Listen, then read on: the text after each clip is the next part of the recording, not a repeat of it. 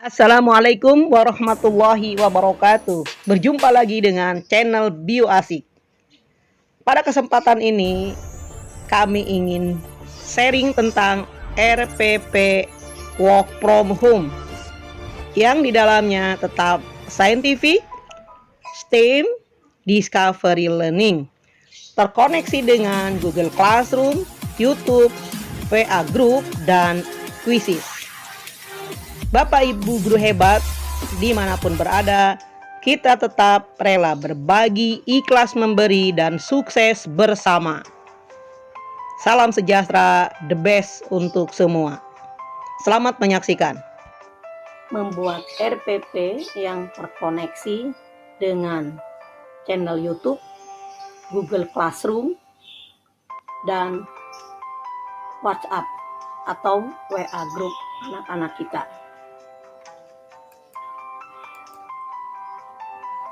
Oke, kali ini channel Bio Asik akan berbagi pengalaman tentang RPP yang sudah dulu di sharing. Nah, sekarang kita akan melengkapi RPP ini dengan berbagai tugas yang kita inginkan. Oke, kita akan melihat susunan dulu. Setiap RPP berdasarkan SK Mendikbud nomor 14, ya harus ada identitas, kompetensi dasar, tujuan pembelajaran, pendekatan, model dan metode pembelajaran, langkah-langkah. Nah, untuk kompetensi dasar sistem peradilan pada manusia, kami menyettingnya 16 jam pelajaran, 4 kali pertemuan. Tentu yang akan dibahas cukup 1 kali pertemuan aja untuk sharing. Nah, kita mulai dari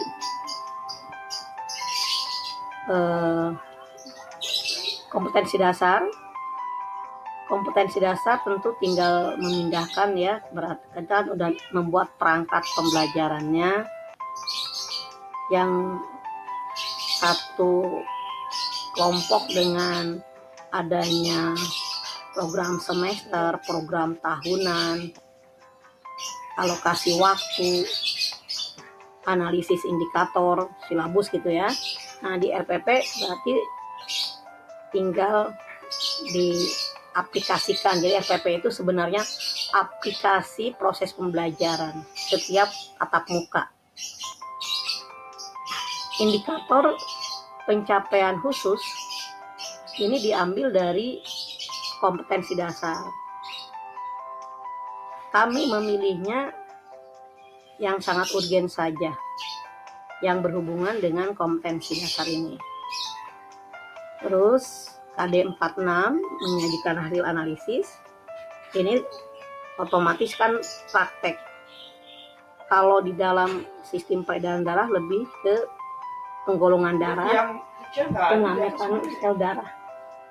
pengamatan sel darah dan menentukan golongan darah. Nah, ini mungkin akan diberikan video hasil eksperimen tahun yang lalu, atau boleh juga video yang kita koneksikan mengambil di YouTube. Nah, tujuan pembelajaran mencakup 3 aspek. Ada pengetahuan, ada keterampilan, dan ada sikap. Juga harus sesuai dengan pakemnya, yaitu di dalamnya ada rumus ABC.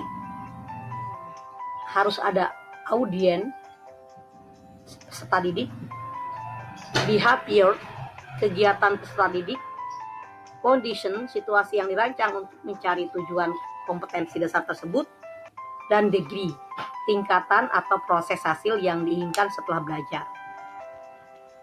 Nah, kita akan cek apakah tujuan pembelajaran kita yang sudah kita buat secara deskriptif dalam sebuah paragraf ini sesuai nggak dengan pakem. Kita mulai dengan pengetahuan dan keterampilan. Melalui belajar daring dengan menggunakan video dan media interaktif. Nah, ini behavior ya tentunya. Melalui belajar daring dengan menggunakan video dan media interaktif di media sosial. Ini kategori behaviornya peserta didik. Peserta didik berarti kategori audiensi dapat menganalisis hubungan antara struktur jaringan penyusun organ pada sistem sirkulasi. Berarti ini sudah masuk kategori condition. Karena kondisinya, situasi yang dirancang, dia harus menganalisis. Dengan bioproses, dapat menjelaskan mekanisme peredaran darah, ini termasuk degree. Jadi tingkatan proses pembelajaran yang diinginkan setelah peserta didik ini belajar materi peredaran darah, dia mampu menjelaskan mekanisme peredaran darah, gangguan fungsi yang mungkin terjadi pada sistem sirkulasi manusia. Gitu. Juga diharapkan dia juga bisa melakukan studi literatur, pengamatan, percobaan, simulasi. Nah, ini termasuk kategori yang condition. Dengan jujur, teliti, dan bertanggung jawab, boleh juga ditambahkan disiplin. Nah, ini termasuk responsif. Karakter yang diharapkan saat proses pembelajaran itu terjadi. Anak harus jujur, teliti, kerjasama, bertanggung jawab, disiplin, dan lain-lain.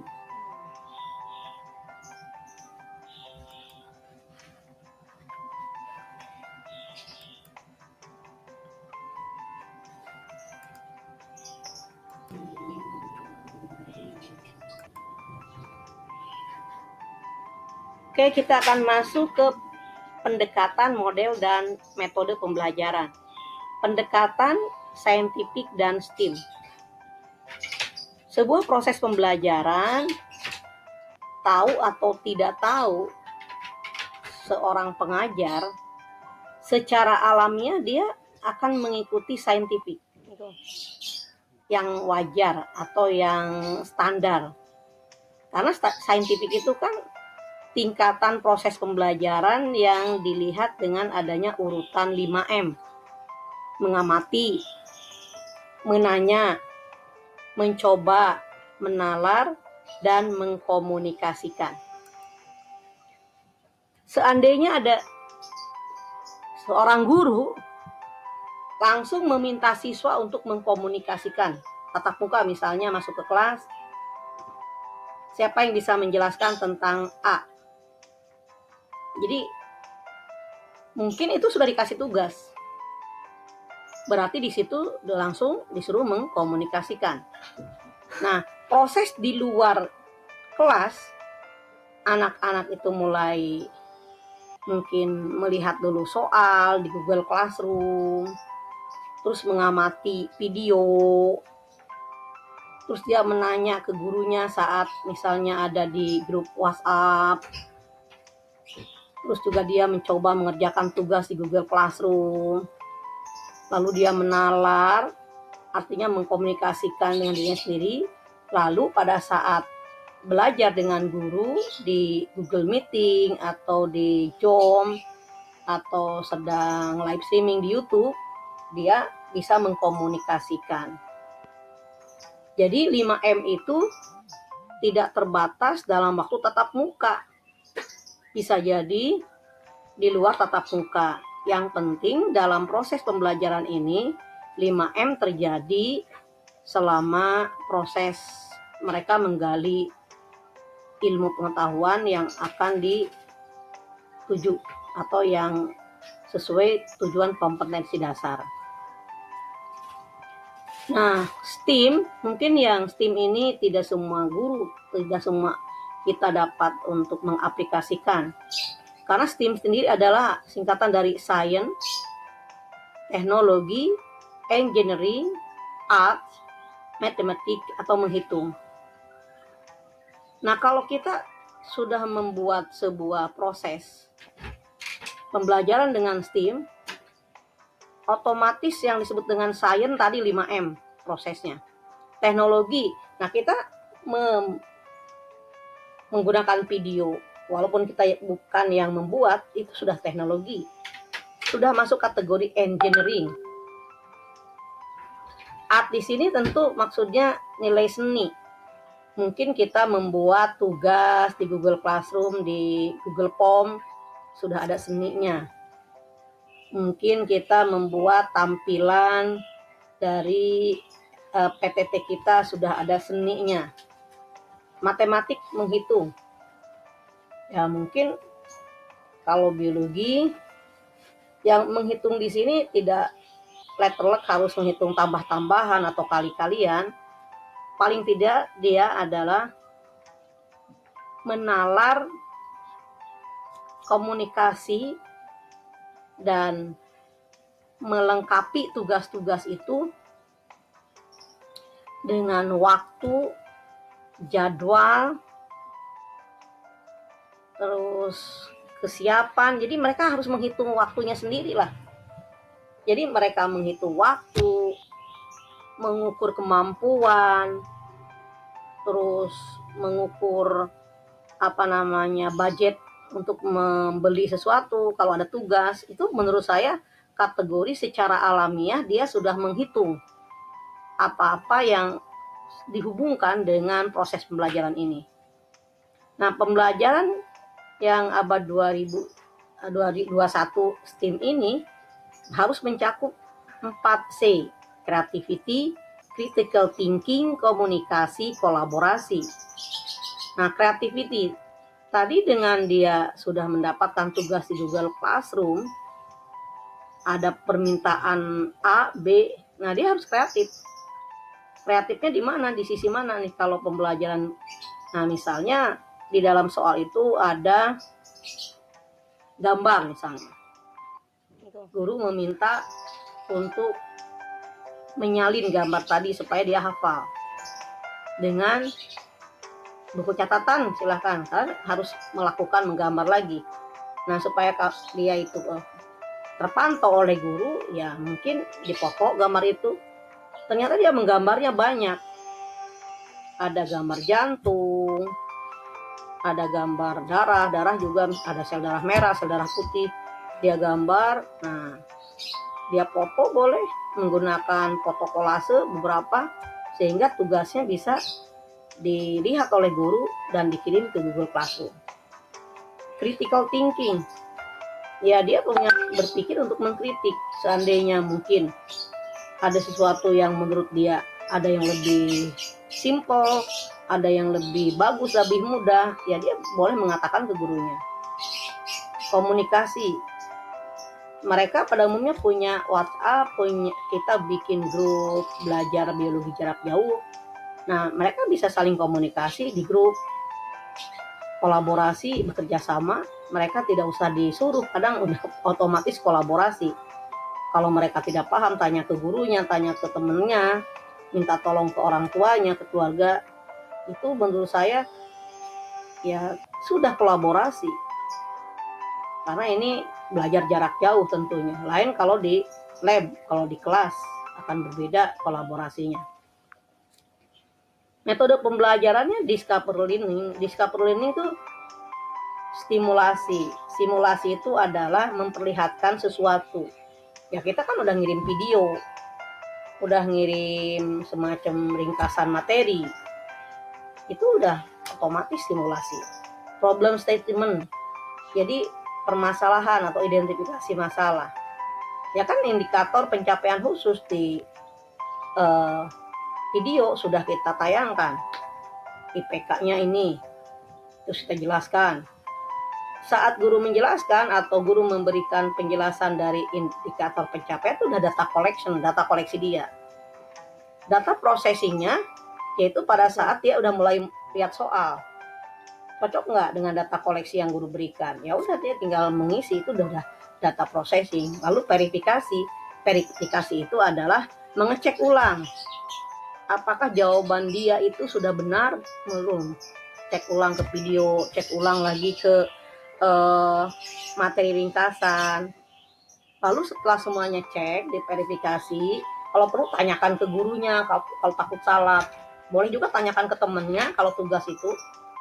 Lalu generalisasi, kalau sudah generalisasi berarti dia sudah selesai semuanya, itu boleh langsung dikomunikasikan. Tugasnya dikumpulkan, dikembalikan. Kalau misalnya ada tanya jawab, ya dia langsung bisa mempresentasikan. Nah, itulah proses-proses ini dapat terjadi walaupun kita belajar jarak jauh dan RPP kita sangat sederhana. Setelah kita masuk ke kegiatan tatap muka. Kegiatan tatap muka atau proses pembelajaran, kami menyeting 90 menit online belajar jarak jauh. Tadi yang sudah dijelaskan tuh. Mereka menyimak video, terus menyimak ringkasan materi, alamat linknya kita ambil. Ada yang diambil dari ini Quiver, oh ini YouTube. Jadi kita simpan di sini. Kalau Quiver tentu ini tugas ini soal-soal ini. Nah, kalau Quiver tentu di terakhir udah. Oh ini ada kuisis, ada Quiver, ada. Oh ya. Quiver juga ini bentuk materi. Oke. Jadi banyak sekali yang udah bisa kita ambil. Kita tinggal klik aja Google Search, terus ada Quiver, tuh materinya banyak sekali, blog-blog materi pembelajaran, terus YouTube juga banyak sekali. Udah standar kita mengajar pada saat kita sudah tatap muka, bisa di Zoom meeting, bisa di YouTube, bisa di WA group, kita komunikasi jarak jauh. Tapi siswa kita tentu sudah membuka video atau sudah membaca ringkasan materi karena 90 menit sebelum tatap muka. Nah, saat tatap muka yang 10 menit ini ya kita mengabsen, tanya kabar siswa, ya bercanda lah sedikit untuk ada sign of humor gitu. Jadi untuk memecah suasana begitu aja. Nah, di dalam kegiatan inti, guru mengajak siswa untuk mengemukakan masalah dan pendapatnya tentang video dan media pembelajaran yang telah disimak. Jadi barangkali dia kan sudah melakukan proses yang saya tadi ungkapkan, sudah menyimak, sudah mengolah dalam proses mengerjakan tugas, melihat video lalu ke Google Classroom itu. Nah, kalau masih harus ada yang dikomunikasikan, diverifikasi, ya di sini tempatnya. Misalnya dia tidak paham, diverifikasi, dia sudah semuanya melakukannya. Nah, lalu guru tinggal menyimpulkan materi yang sedang dibahas. Nah, sebenarnya guru menyiapkan semuanya dan siswa harus melakukan apa yang sudah disiapkan guru. Tapi ya kendalanya tadi, pada saat dia tatap muka yang hanya 30 menit daring dalam jaringan, atau 40 menit lah gitu, mereka belum buka video, belum membuka ringkasan. Tapi tentu tidak semua siswa, pasti tapi ada, dalam setiap kelas pasti ada yang missing nanti. Jadi kalau di Google Classroom kita buka tuh dia missing semua. Kalau anak-anak sudah yakin dengan apa yang dia lakukan dan kita sudah konfirmasi, udah masuk ke penutup. Penutup malah lebih banyak, 50 menit. Karena di penutup itu ada kuisis atau ada tugas yang telah kita buat di Google Classroom. Jadi mereka lanjut.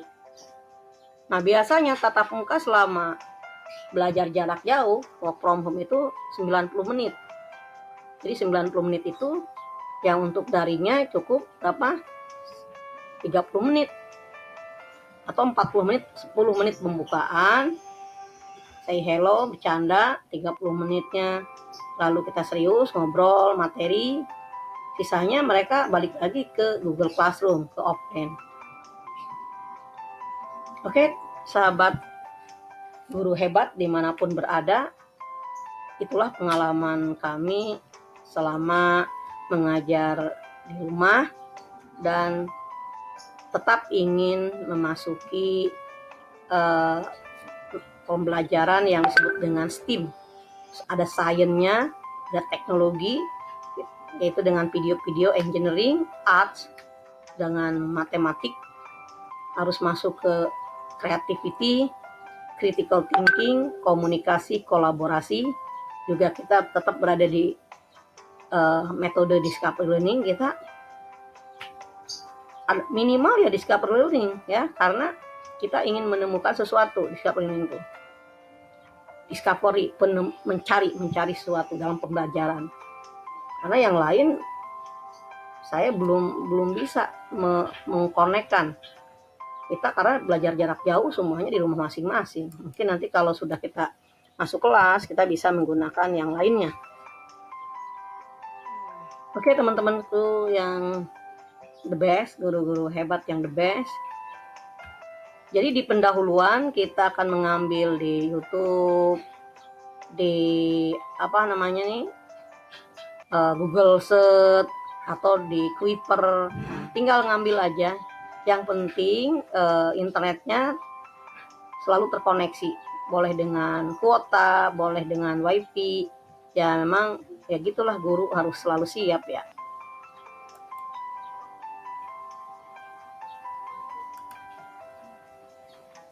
Nah, ini Kuiper yang tadi saya ambil.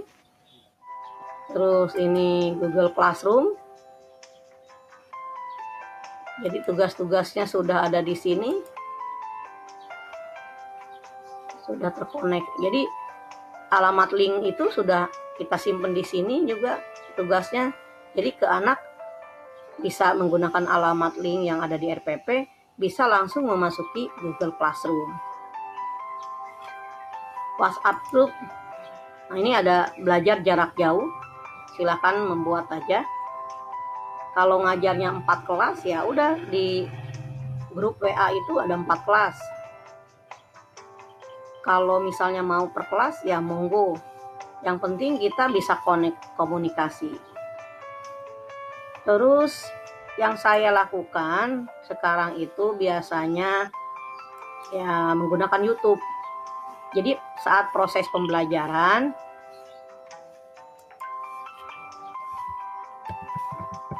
jam belajar tadi yang 30 menit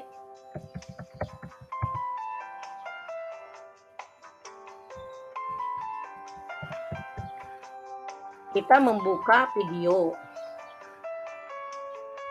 Kita membuka video pembelajaran. Nah, kita membuka. Jumpa lagi dengan channel Bio Asik. Rela berbagi, ikhlas memberi, sukses bersama. Kita membuka video, lalu kita komunikasinya di WA, di grup, mengatakan yuk kita sekarang menyimak kembali video tentang materi kita, misalnya nanti di komen kita kasih pertanyaan. Nanti kalau siswa menjawab itu berarti ada komunikasi aktif. Yang tadi kalau misalnya siswa mau bertanya ya kalau dipusatkan di YouTube monggo. Kalau tergantung ya, kalau yang bikin video di YouTube kan inginnya dipusatkan di YouTube supaya rame gitu. Kalau yang mau tanya jawabnya di grup di WA dengan menggunakan voice note, catatan suara, ya boleh. Yang penting selama 30 menit itu kita daring, benar-benar kita aktif komunikasi antar siswa dan guru. Dari situ juga kita akan melihat apakah siswa ini hadir atau tidak. Nah, sobat pengajar dimanapun berada, sharing kali ini tentang bagaimana kita tetap belajar jarak jauh, tapi kita masih mengikuti pakem dalam proses pembelajaran.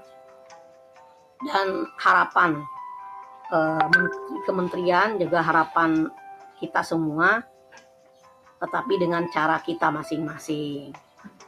Ya, semoga bermanfaat. Oh ya, tentang RPP bagi yang berminat, monggo saya akan kasih gratis nih RPP. Tapi tentu kita harus rela berbagi, ikhlas memberi, sukses bersama. Artinya ya RPP-nya akan dikirim pada saat ibu bapak sudah mensubscribe rela berbagi. Jadi kita saling berbagi ya, karena kita berniat sukses bersama, tidak sukses sendirian. Oke, mohon maaf atas segala kekurangan. Terima kasih atas atensi sudah menyimak video yang belajar jarak jauh, pembuatan RPP yang dikoneksi dengan YouTube, dengan Google Classroom, dan dengan Quizzes. Oke, kita kembali ke channel Bioasik, rela berbagi, ikhlas memberi, sukses bersama. Wassalamualaikum warahmatullahi wabarakatuh.